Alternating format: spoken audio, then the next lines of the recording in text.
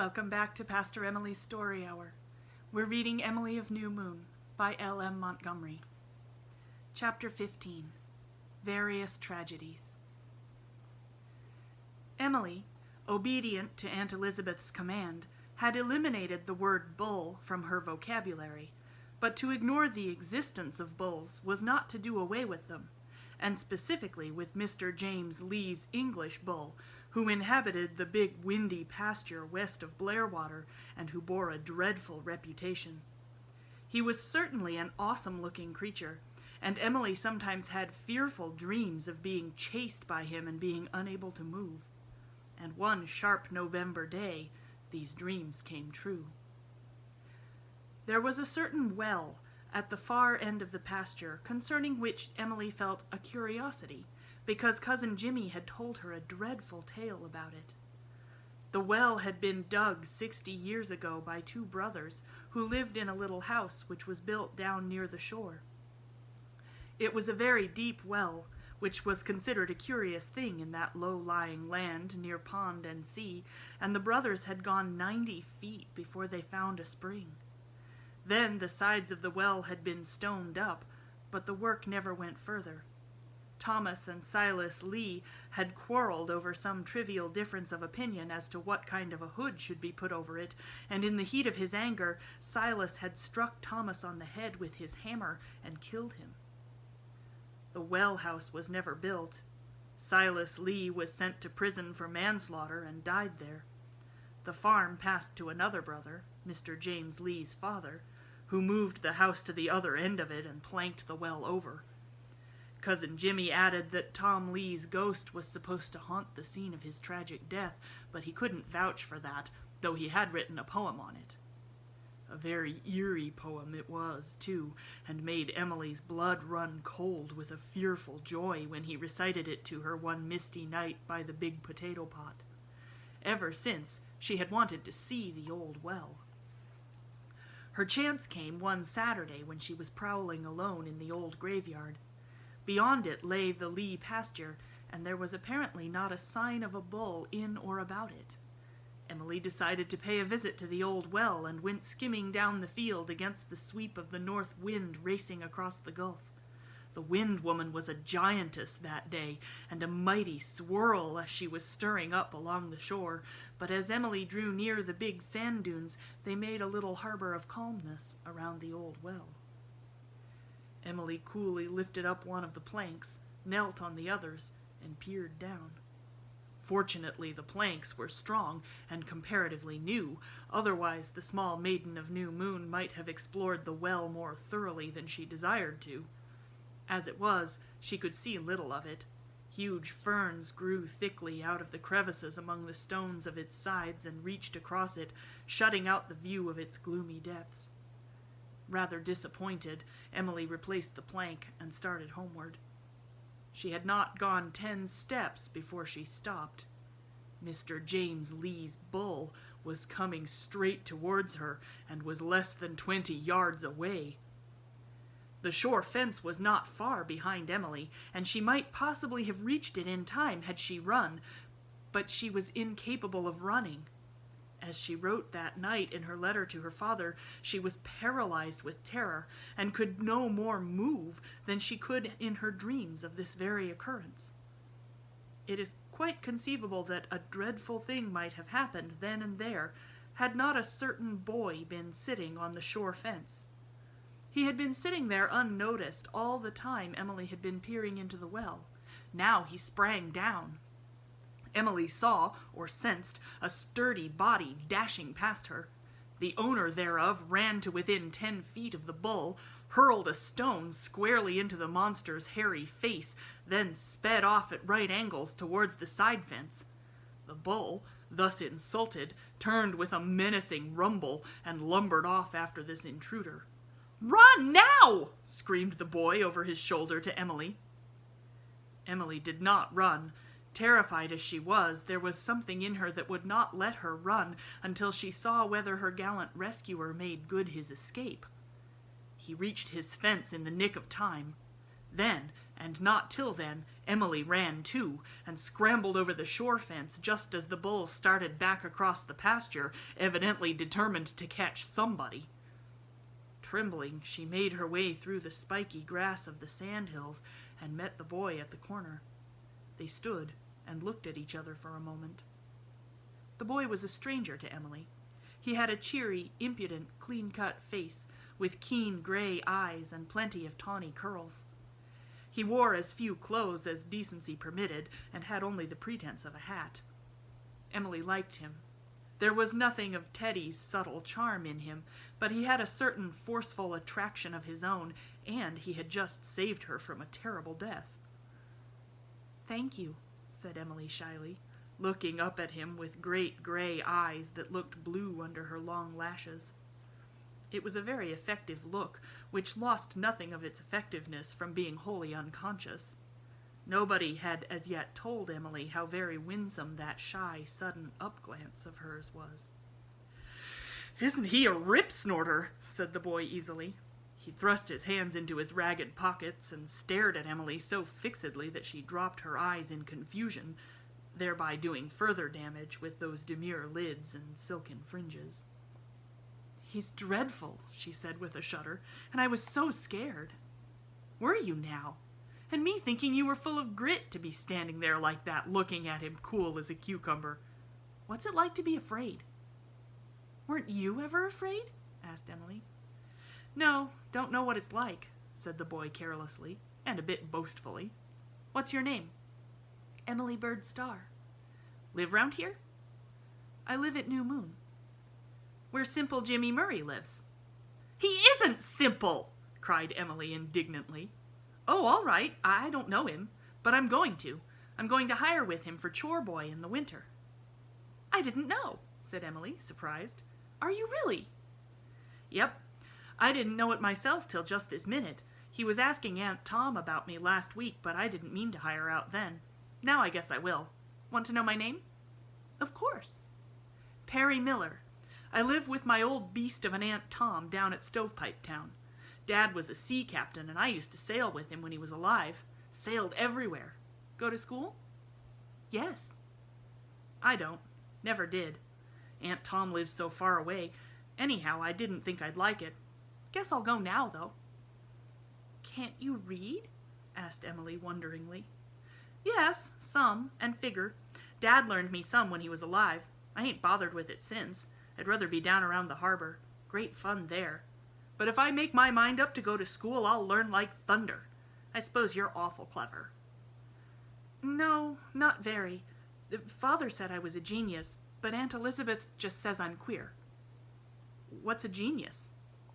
"I'm not sure. Sometimes it's a person who writes poetry. I write poetry." Perry stared at her. "Golly! I'll write poetry too, then." "I don't believe you could write poetry," said Emilie, a little disdainfully, it must be admitted. "Teddy can't, and he's very clever." "Who's Teddy?" "A friend of mine." There was just a trace of stiffness in Emilie's voice. "Then," said Perry, folding his arms across his breast and scowling, "I'm going to punch this friend of yours head for him." "You're not!" cried Emilie. She was very indignant and quite forgot for the moment that Perry had rescued her from the bull. She tossed her own head and started homeward. Perry turned too. "May as well go up and see Jimmy Murray about hiring 'fore I go home," he said. "Don't be mad now. If you don't want anybody's head punched, I won't punch it. Only you've got to like me, too." "Why, of course I'll like you," said Emilie, as if there could be no question about it. She smiled her slow, blossoming smile at Perry, and thereby reduced him to hopeless bondage.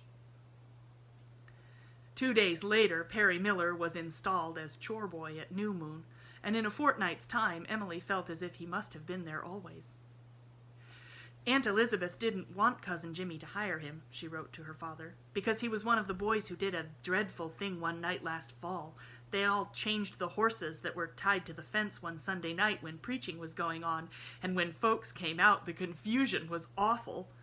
Aunt Elizabeth said it wouldn't be safe to have him round the place, but Cousin Jimmy said it was awful hard to get a chore boy, and we owed Perry something for saving my life from the bull.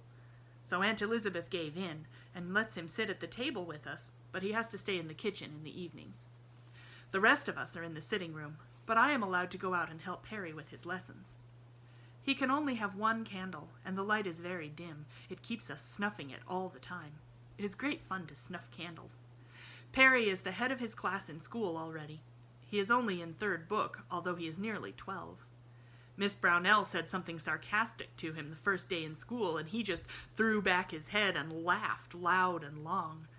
Miss Brownell gave him a whipping for it, but she has never been sarcastic to him again. She does not like to be laughed at, I can see. Perry isn't afraid of anything. I thought he might not go to school anymore when she whipped him, but he says a little thing like that isn't going to keep him from getting an education since he has made up his mind to get it. He is very determined. Aunt Elizabeth is determined, too, but she says Perry is stubborn. I am teaching Perry grammar. He says he wants to learn to speak properly. I told him he should not call his Aunt Tom an old beast, but he said he had to because she wasn't a young beast. He says the place he lives in is called Stovepipe Town because the houses have no chimneys, only pipes sticking out of the roof, but that he would live in a mansion someday. Aunt Elizabeth says I ought not to be so friendly with a hired boy, but he is a nice boy, though his manners are crude. Aunt Laura says they are crude. I don't know what it means, but I guess it means that he always says what he thinks right out and eats beans with his knife. I like Perry, but in a different way from Teddy. Isn't it funny, dear father, how many kinds of ways of liking there are? I don't think Ilsa likes him.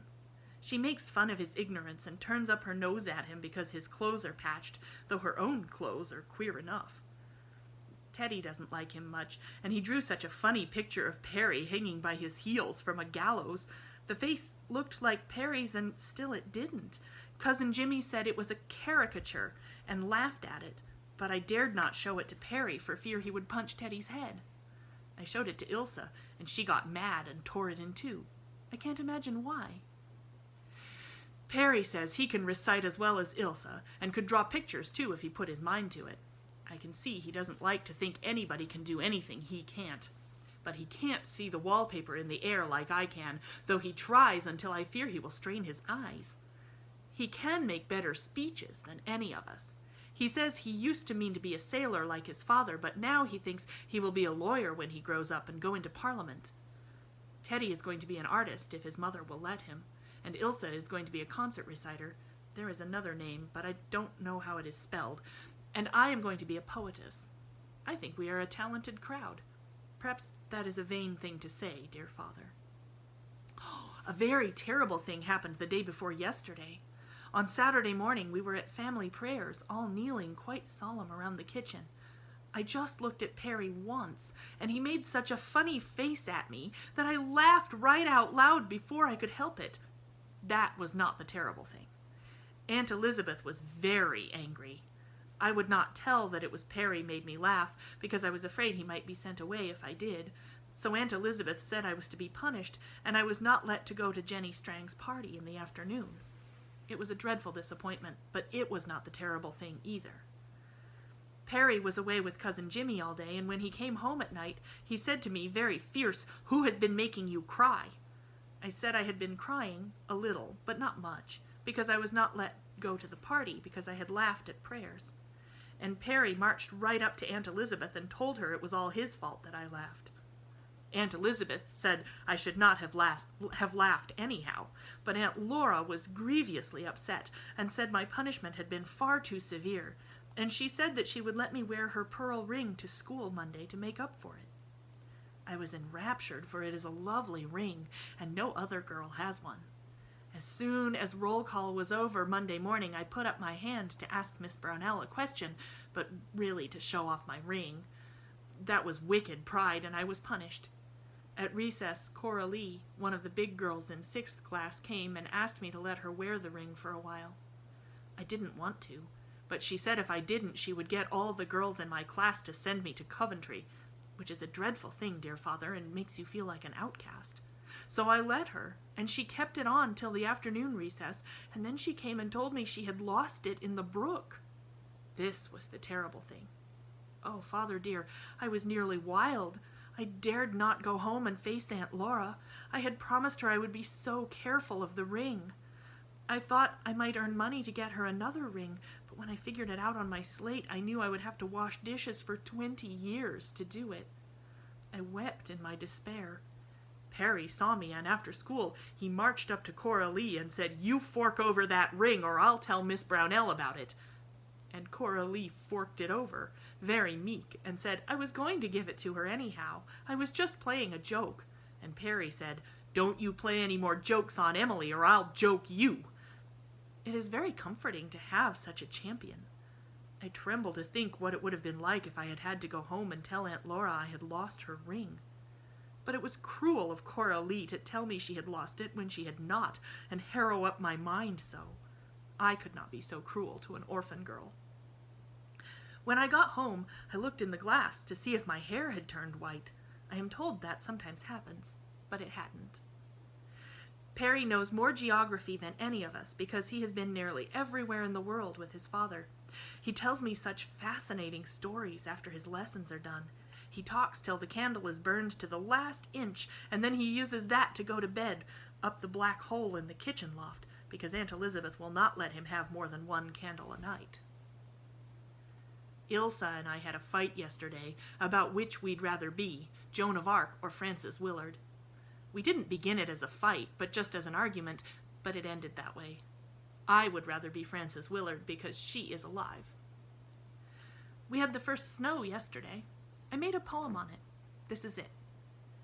Along the snow the sunbeams glide. Earth is a peerless gleaming bride, dripping with diamonds, clad in trailing white. No bride was ever half so fair and bright. I read it to Perry, and he said he could make poetry just as good, and he said right off, "Mike has made a long row of tracks across the snow." Now isn't that as good as yours? Well, I didn't think it was, because you could say it just as well in prose. But when you talk of peerless gleaming brides in prose, it sounds funny. Mike did make a little row of tracks right across the barn field, and they looked so pretty. But not so pretty as the mice tracks and some flour Cousin Jimmy spilled on the granary floor. They are the dearest little things. They look like poetry. I am sorry winter has come because Ilsa and I can't play in our house in Lofty John's bush anymore till spring, or outside at the tansy patch. Sometimes we play indoors at the tansy patch, but Mrs. Kent makes us feel queer. She sits and watches us all the time. So we don't go only when Teddy coaxes very hard. And the pigs have been killed, poor things, so Cousin Jimmy doesn't boil for them anymore. But there is one consolation. I do not have to wear a sunbonnet to school now. Aunt Laura made me such a pretty red hood with ribbons on it, at which Aunt Elizabeth looked scornfully, saying it was extravagant. I like school here better every day, but I can't like Miss Brownell. She isn't fair. She told us she would give the one who wrote the best composition a pink ribbon to wear from Friday night to Monday. I wrote the Brooks story about the brook in Lofty John's bush, all its adventures and thoughts, and Miss Brownell said I must have copied it, and Rhoda Stewart got the ribbon. Aunt Elizabeth said, "You waste enough time writing trash. I think you might have won that ribbon." She was mortified, I think, because I had disgraced New Moon by not getting it, but I did not tell her what had happened. Teddy says a good sport never whines over losing. I want to be a good sport. Rhoda is so hateful to me now. She says she is surprised that a New Moon girl should have a hired boy for a beau. That is very silly, because Perry is not my beau. Perry told her she had more gab than sense.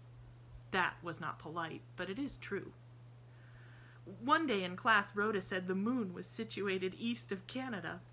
Perry laughed right out, and Miss Brownell made him stay in at recess, but she never said anything to Rhoda for saying such a ridiculous thing. But the meanest thing Rhoda said was that she had forgiven me for the way I had used her. That made my blood boil when I hadn't done anything to be forgiven for. The idea! We have begun to eat the big beef ham that hung in the southwest corner of the kitchen. The other Wednesday night, Perry and I helped Cousin Jimmy pick a road through the turnips in the first cellar. We have to go through it to the second cellar because the outside hatch is banked up now. It was great fun.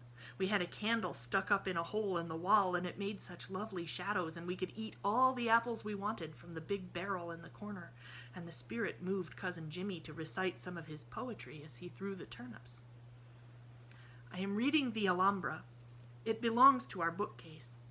Aunt Elizabeth does not like to say it isn't fit for me to read because it was one of her father's books, but I don't believe she approves because she knits very furiously and looks black at me over her glasses. Teddy lent me Hans Andersen's stories. I love them, only I always think of a different end for the Ice Maiden and save Rudy. They say Mrs. John Killigrew has swallowed her wedding ring. I wonder what she did that for. Cousin Jimmy says there is to be an eclipse of the sun in December. I hope it won't interfere with Christmas. My hands are chapped. Aunt Laura rubs mutton tallow on them every night when I go to bed. It is hard to write poetry with chapped hands. I wonder if Mrs. Hemans ever had chapped hands. It does not mention anything like that in her biography. Jimmy Ball has to be a minister when he grows up. His mother told Aunt Laura that she consecrated him to it in his cradle. I wonder how she did it. We have breakfast by candlelight now, and I like it. Ilsa was up here Sunday afternoon, and we went up in the garret and talked about God, because that is proper on Sundays. We have to be very careful what we do on Sundays. It is a tradition of New Moon to keep Sundays very holy. Grandfather Murray was very strict. Cousin Jimmy told me a story about him. They always cut the wood for Sunday on Saturday night, but one time they forgot, and there was no wood on Sunday to cook the dinner, so Grandfather Murray said, "You must not cut wood on Sundays, boys, but just break a little with the back of the axe." Ilsa is very curious about God, although she doesn't believe in him most of the time and doesn't like to talk about him, but still wants to find out about him. She says she thinks she might like him if she knew him. She spells his name with a capital G now, because it is best to be on the safe side. I think God is just like my flash, only it lasts only a second, and he lasts always. We talked so long we got hungry, and I went down to the sitting room cupboard and got 2 donuts. I forgot Aunt Elizabeth had told me that I could not have donuts between meals. It was not stealing, it was just forgetting. But Ilsa got mad at the last and said that I was a she-Jacobite, whatever that is, and a thief, and that no Christian would steal donuts from her poor old aunt. So I went and confessed to Aunt Elizabeth, and she said I was not to have a donut at supper. It was hard to see the others eating them. I thought Perry ate his very quick, but after supper he beckoned me out of doors and gave me half his donut, which he had kept for me. He had wrapped it in his handkerchief, which was not very clean, but I ate it because I didn't want to hurt his feelings. Aunt Laura says Ilsa has a nice smile. I wonder if I have a nice smile. I looked at the glass in Ilsa's room and smiled, but it did not seem to me very nice. Now the nights have got cold, Aunt Elizabeth always puts a gin jar full of hot water in the bed. I like to put my toes against it. That is all we use the gin jar for nowadays, but Grandfather Murray used to keep real gin in it. Now that the snow has come, Cousin Jimmy can't work in his garden anymore, and he is very lonesome. I think the garden is just as pretty in winter as in summer. There are such pretty dimples and baby hills where the snow has covered up the flower beds, and in the evenings it is all pink and rosy at sunset, and by moonlight it is like dreamland. I like to look out of the sitting room window at it, and watch the rabbit's candles floating in the air above it, and wonder what all the little roots and seeds are thinking of down under the snow. And it gives me a lovely creepy feeling to look at it through the red glass in the front door. There is a beautiful fringe of icicles along the cookhouse roof, but there will be much more beautiful things in heaven. I was reading about Anzanetta today, and it made me feel religious. Good night, my dearest of fathers. Emilie. P.S. That doesn't mean I have any other father. It's just a way of saying very, very dear. EBS. Come back on Monday for Chapter 16.